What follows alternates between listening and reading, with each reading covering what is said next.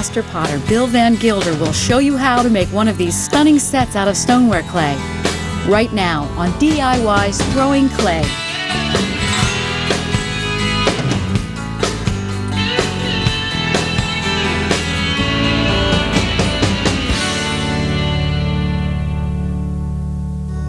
Bill Van Gilder's been throwing for more than 30 years. One of his specialties is beautiful pottery that's also functional. This clever dip bowl looks great and keeps dips at the right temperature. Now we're going to make a dip warmer and cooler. What's unique about this project is I'm going to show you how I make two pieces of pottery that you put together to become one. You can put ice in the bottom of this, your dip in the top, your dip will stay cold. You could fill it half full with boiling water. Hot dip stays hot. The first thing we've got to do is prepare a 2-pound, 8-ounce lump of clay for the bottom part of the project and a 1-pound, 4-ounce piece for the top part of the project. Let's get them kneaded up and over to the wheel. To make the dip warmer cooler, you'll need 3 pounds, 12 ounces of clay, a wooden rib, a soft rubber rib, a wide scraper, a needle tool, a trimming tool, texturing tools, a wooden dowel, a rolling pin, 2 half-inch thick slats, wax-resist emulsion, and glazes. I'm going to make the cylinder of the project first. I'm going to make it on a bat so I can lift it off without damaging it.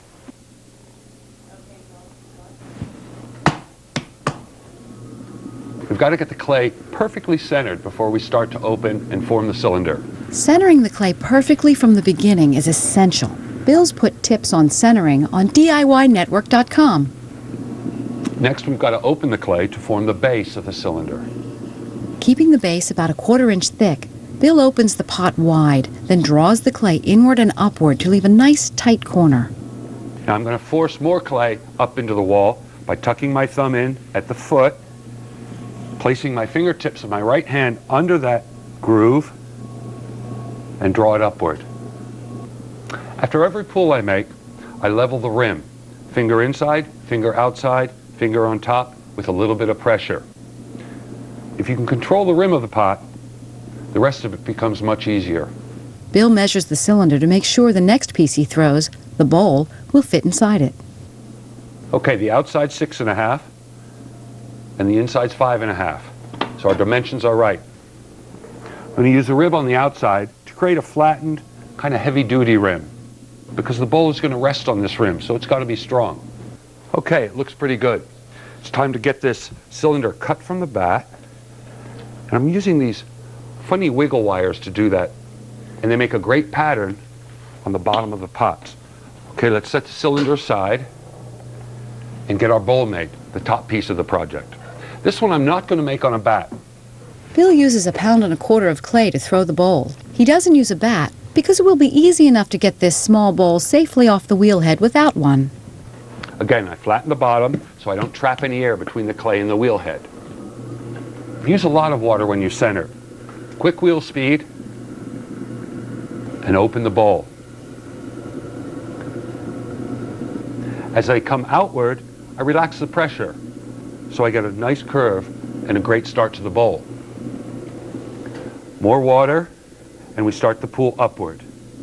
I'm going to widen and flatten this rim because this wide area is what's going to sit on top of the cylinder.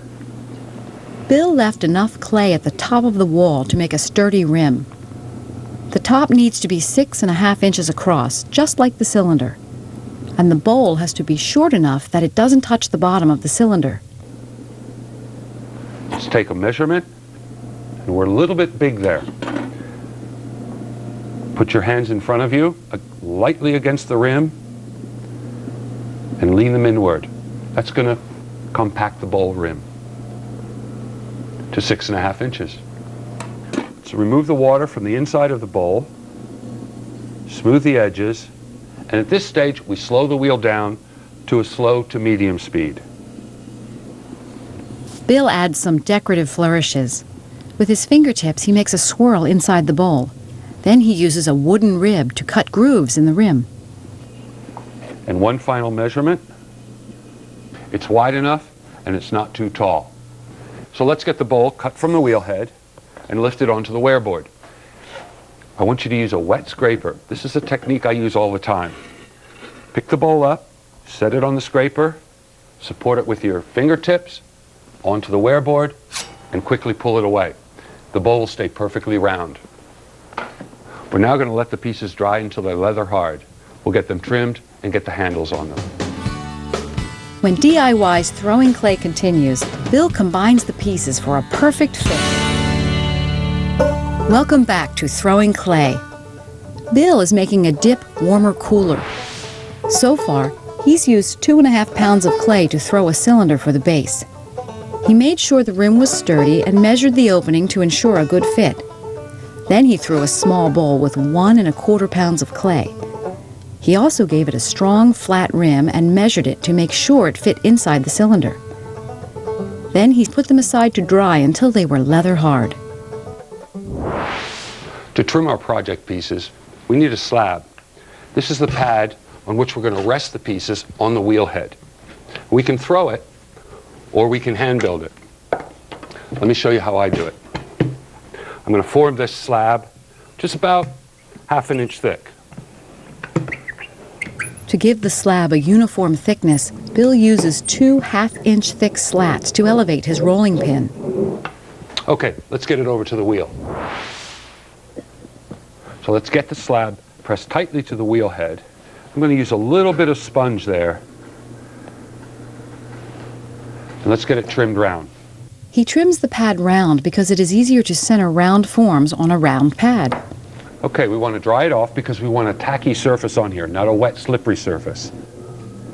To help us center, I'm going to create these little lines. Now those lines are going to help us center this piece as we turn it upside down.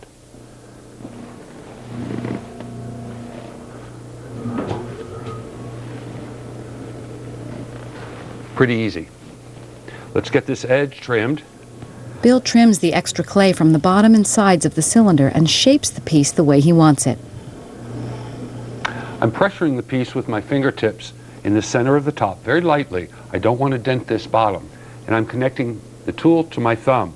That gives me stability. Now I'm rotating the tool as I do this trimming. I want a soft corner to the bottom of the cylinder. Trimming can make the pot rough as the sand and the clay comes to the surface. So Bill smooths it out. We're going to dampen the surface, and I'm going to use this soft rubber rib to literally burnish the surface of the pot and push the sand or the aggregate back into the surface. Makes it nice and smooth. I want to frame this wiggle wire pattern in a circle. So I'm going to use my fingertip, actually the side of my nail, and make a slight groove there. When you pick up this pot and look at the bottom, it's a little more interesting than if it were just totally flat. I'm going to use the tip of the tool soften that line. Looks much better to me. Okay, let's get the bowl trimmed next. Now, before I trim the bowl, I want to try to fit the bowl into the cylinder. It's not a very good fit. That means I've got to trim some of this corner clay away. So let's get that done.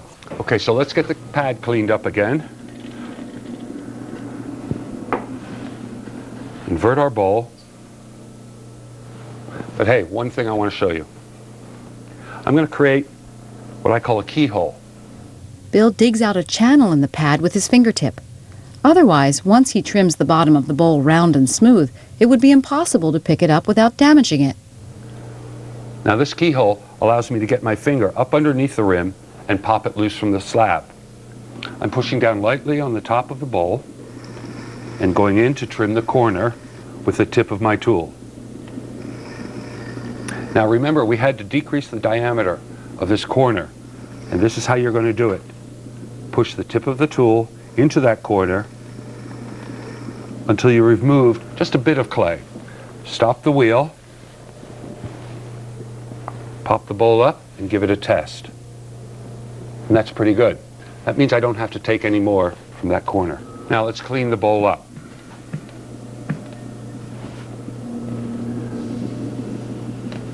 Dampen the surface with a sponge, and again, with a soft rib, burnish the surface.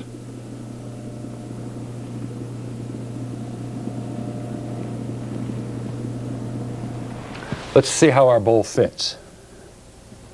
It's pretty good. Let me show you something. See this little shake? This is what we call a knock. When you add a lid to a pot, the two have got to be a little bit separated. If they're not, this cylinder is going to shrink and capture the bowl, and we'll never get them apart once they're fired. Coming up next on DIY's Throwing Clay, Bill adds a bit of pizzazz to the practical handles with his signature texture. Welcome back to Throwing Clay. Master potter Bill Van Gilder is making a dip warmer cooler. On the potter's wheel, Bill threw the two pieces of the project, a cylinder and a bowl. He made sure both pieces were 6.5 inches wide. The cylinder has a strong rim to support the bowl, and the bowl has a wide, flat rim to rest on the cylinder. After the two pieces dried to leather hard, he trimmed them so the bowl fit into the cylinder with just enough room, or knock, so they won't stick together during firing. Then he smoothed the bottoms with a rubber rib. We're going to put our handles on now. And I'm going to put a horizontal design on the handles that are going to pick up the design that I've used on the rim. To build the handles, Bill starts with a coil of clay. He rolls it to just under 1/2 inch in diameter. I cut them into 2-inch lengths, and let's get some texture on them now. To create a horizontal pattern, Bill rolls the coils between two pieces of textured car mat. Let's get them trimmed up one more time so they're both exactly alike.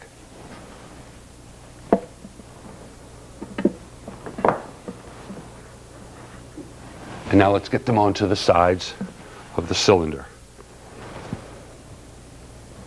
I'm going to dampen the area where I attach the handles. And this is important. This water acts like a glue. It's going to stick these handles pretty securely. I don't have to score or scratch any of it as long as I use good clean water. Pick up the handle, kind of roll it in my fingertips to soften the ends of it. Bend it in a U shape, place it just below the rim, and lightly attach it with my thumbs. Now, I look directly across from that. I make a little mark with my fingertip. Soften that surface. Bill makes sure the handles are low enough so they won't bump into the rim of the bowl when it nests in the cylinder. Okay, they look like they're in line across from each other. I now need to attach them at each end. I'm going to use this short piece of pine doweling.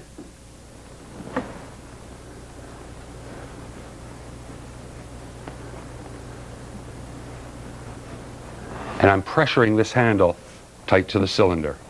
Remember to hold your hand inside so you don't distort the rim. Whatever you do to one side, immediately do to the other side. That way both handles will look identical. I'm going to give them a little bit of upward thrust by rolling the dowel underneath them.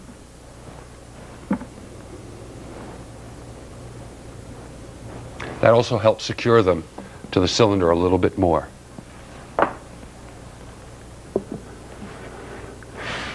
Last thing I'm going to do is put my signature stamp on the piece. Bill made his signature stamp from a piece of clay with a reversed insignia. Okay, that looks pretty good. The handles are low enough so they're not bumping into the rim.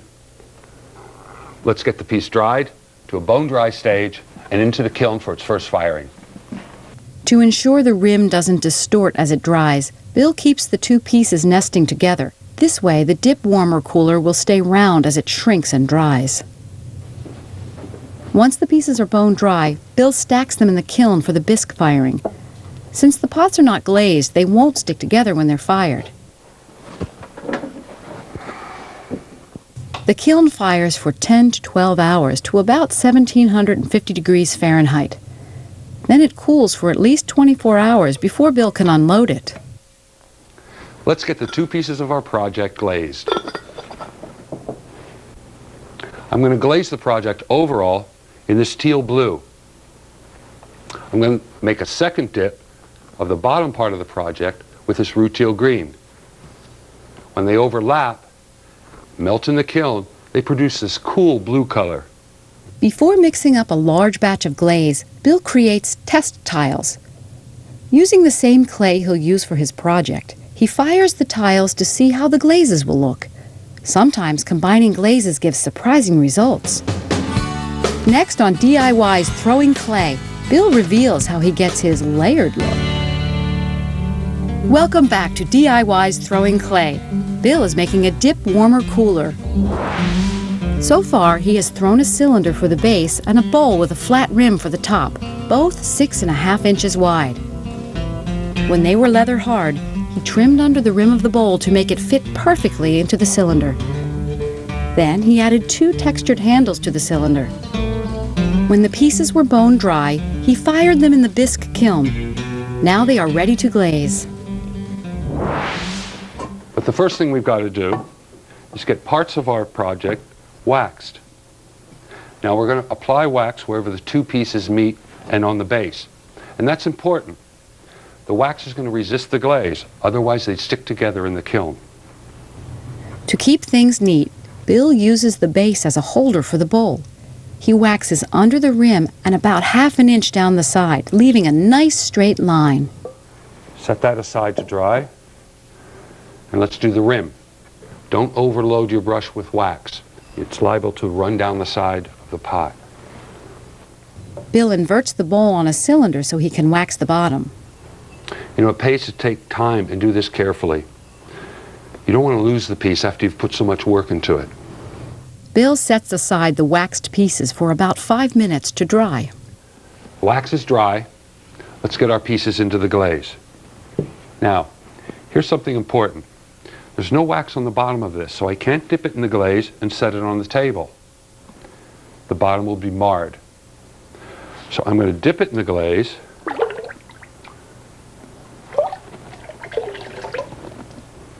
And stand it directly into the base. Touch up where my fingers have held the rim.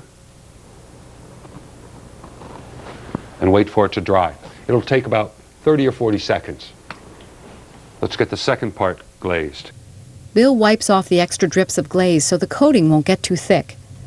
Then he dips the pot and touches up the bare spots. Now don't miss this step. You've got to remove the glaze from this waxed area and do it carefully. I don't want to remove the glaze from the rim or from this part of the bowl. So I've cut this pointed sponge which fits into that area pretty nicely. Bill is very careful about waxing the pots and cleaning off the extra glaze. Any mistakes or crooked wax lines will show up once the pots are fired.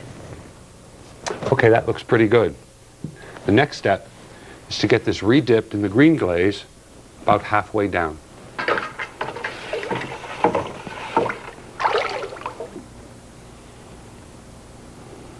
This second dip is always done pretty fast.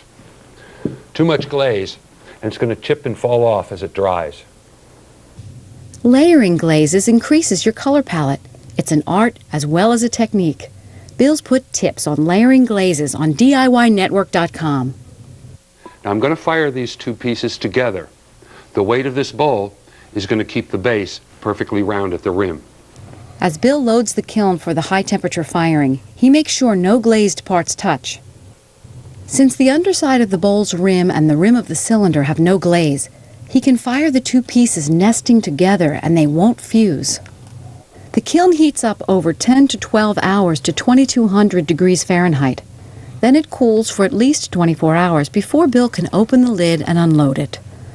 The bowl and cylinder can get wedged together during the firing. To get them safely apart, Bill taps the base.